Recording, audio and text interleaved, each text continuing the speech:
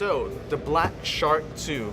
Some of the improvements they have done on this phone compared to the first generation is quite interesting. So for one, the number one thing is that the camera has been changed from a 12 MP to a 48 MP type lens. So this basically means that the images are coming out much smoother and better than before, though it still doesn't quite hold a candle to the current flagship phones of today.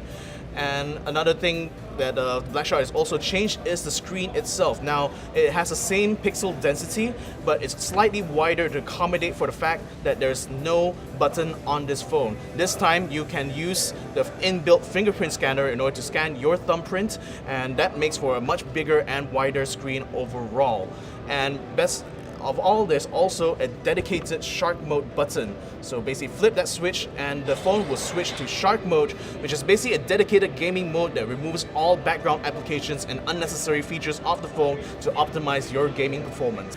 However, the screen itself is only 60 Hz. It's not 120 Hz like some of the other gaming phones out there, and I feel that is a huge drawback as far as this phone is concerned.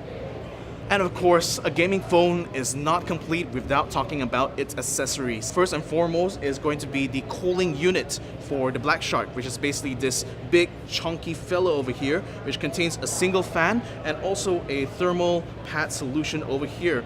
And of course, it's going to be the highlight of the phone itself, Gamepad 2.0.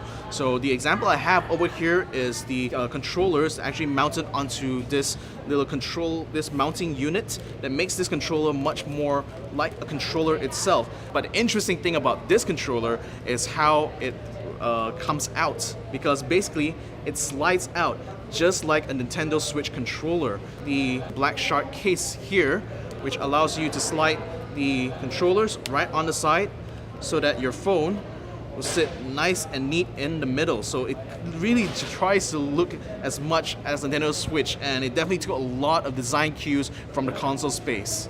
In Malaysia right now, we are currently offering the BlackShark 2 in two colors, which is basically the frozen silver color as well as the shadow black color. The 8GB, 128GB model is going to be retailing in at 2,499 ringgit, while the 12GB, 256GB model is going to be retailing at 2,999. What do I like about the phone? Well, first of all, it's giving you a smooth, responsive gameplay experience. It has a much better camera than before, so it's definitely a plus. And it also has a much better screen thanks to the new digital signal processing technology that BlackShark is using on their phones.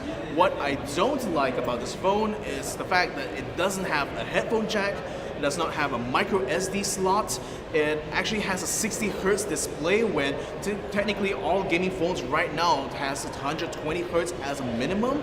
And last but not least, the price of the phone, 2,999, is asking a bit much for this kind of phone, especially when you consider there are a lot of sub 2,000 ringgit phones which actually offer equivalent performance, if not better, than this phone.